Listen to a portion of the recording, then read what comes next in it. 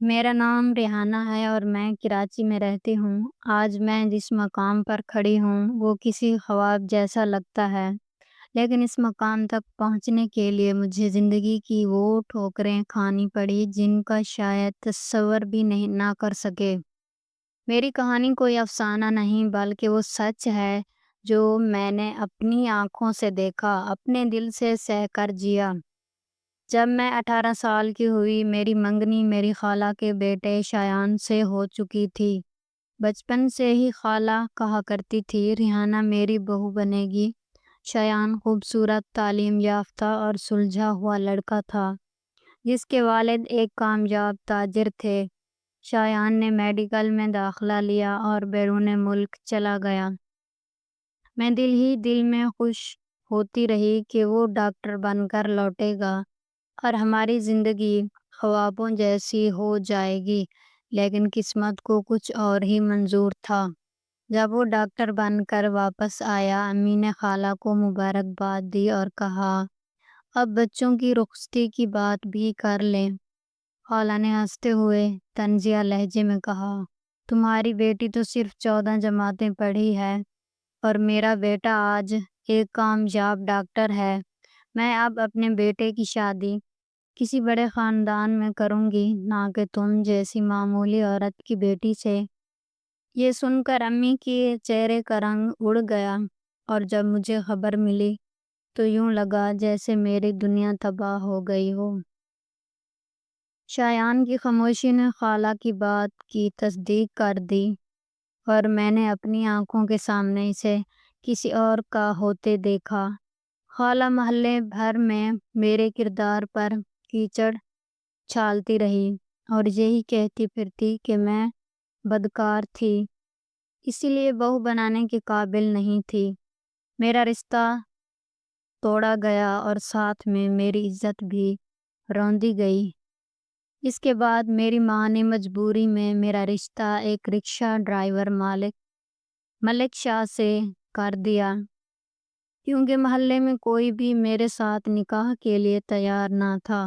وہ شخص شروع میں میٹھے بول بولتا، کہتا دن کی 2000 دہاڑی لگاتا ہوں، لیکن شادی کے چند دن بعد پتہ چلا کہ رکشہ اس کا تھا ہی نہیں بلکہ کرائے پر چلایا کرتا تھا جو اب مالک نے واپس لے لیا تھا۔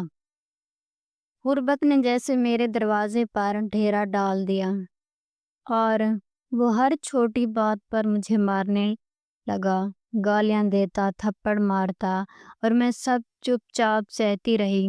6 ماہ تک ماں کو کچھ نہ بتایا، لیکن ایک دن وہ مجھے پیٹ رہا تھا کہ اچانک امی اور بھائی آ گئے اور انہوں نے سب کچھ اپنی آنکھوں سے دیکھ لیا۔ بھائی نے شوہر کو تھپڑ مارا اور کہا، ابھی اسی وقت طلاق دو۔ وہ غصے میں تھا اور اسی وقت 3 طلاق دے دی گئی۔ میں خاموشی سے ماں کے گھر لوٹ آئی اور کچھ مہینے بعد ایک رشتے والی عورت میرے لیے ایک دکاندار کا رشتہ لائی۔ وہ مجھ سے 10 سال بڑا تھا، اس کی داڑھی میں سفیدی آ چکی تھی، لیکن میں نے اب اسے اپنا نصیب مان کر قبول کر لیا۔ شوہر تو ٹھیک تھا، لیکن ساس میری عمر کو بنیاد بنا کر ہر دن مجھ پر زہر اگلتی، میرے خلاف شوہر کو بھڑکاتی اور آخرکار وہ بھی میرے ساتھ کھڑا نہ رہ سکا۔ 6 ماہ بعد میری دوسری طلاق بھی ہو گئی۔ میں اندر سے ٹوٹ چکی تھی، لیکن ماں کے گھر لوٹنے کا خیال بھی نہ کیا۔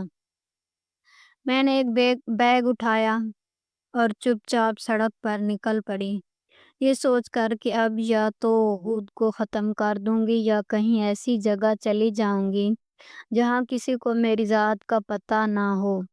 شام ہو چکی تھی، راستہ سنسان تھا، اندھیرا چھایا رہا تھا اور میں ایک ویران سڑک پر چل رہی تھی کہ اچانک 2 اوباش نوجوان مجھے دیکھ کر سیٹیاں بجانے لگے، میرے قریب آ گئے اور میرے کپڑے کھینچنے لگے۔ میں دل ہی دل میں موت کے لیے تیار ہو چکی تھی، لیکن اسی لمحے ایک سوٹڈ بوٹڈ نوجوان ہاتھ میں موبائل لیے چشمہ لگائے وہاں آ گیا۔ اس نے جب یہ منظر دیکھا تو بلند آواز میں کہا، کیا ہو رہا ہے؟ میں روتے ہوئے بولی، مجھے بچا لیں، یہ میرے ساتھ برا کرنا چاہتے ہیں۔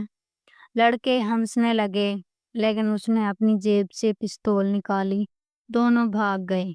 پھر اس نے مجھ سے پوچھا، تم یہاں کیا کر رہی ہو؟ میں نے کہا، مجھے کہیں لاوارث لوگوں کے ادارے میں چھوڑ دیں۔ جب اس نے اصرار کیا تو میں نے روتے ہوئے اسے پوری کہانی سنا دی۔ وہ خاموشی سے سنتا رہا، پھر بولا، ریحانہ، میری بیوی بھی مجھے چھوڑ کر جا چکی ہے اور میں نے قسم کھا رکھی تھی کہ دوبارہ شادی نہیں کروں گا، لیکن تمہیں سن کر میرا دل بدل گیا ہے، کیونکہ تم جیسی وفادار، صابر اور پاکیزہ عورت مجھے آج تک نہیں ملی۔ وہ مجھے عدالت لے گیا اور میرے ساتھ نکاح کر لیا۔ آج وہ ایک کامیاب کاروباری شخص ہے، اس کی اپنی فیکٹری اور کارخانے ہیں۔ جب میں اس کی گاڑی میں بیٹھ کر اپنے پرانے محلے پہنچی تو سب کے چہرے حیرت سے سفید ہو گئے۔ لوگوں کو جیسے یقین ہی نہ آیا کہ وہی ریحانہ جو کبھی روتی تھی آج اتنے شان و شوکت کے ساتھ واپس آئی ہے، اور میرا وہی خالہ زاد جو خود کو بہت بڑا ڈاکٹر سمجھتا تھا آج میرے شوہر کے کسی ملازم کے برابر بھی نہیں۔ اللہ نے مجھے میرے صبر کا ایسا صلہ دیا کہ میرا ہر زخم مرہم بن گیا اور میری ہر پوکار ایک نئی بلندی کا زینہ بن گئی۔